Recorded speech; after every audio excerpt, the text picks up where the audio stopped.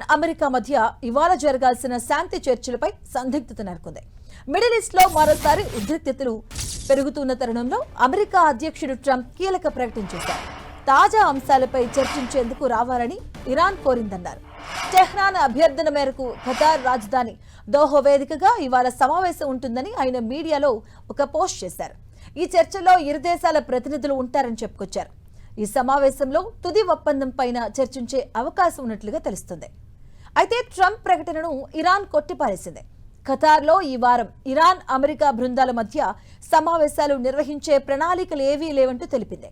తమ హామీల అమలుకు సంబంధించి అమెరికా తీసుకుంటున్న చర్యల పర్యవేక్షణ, ఖతార్తో సంప్రదింపులు యథావిధిగా కొనసాగుతున్నాయని పేర్కొన్నారు.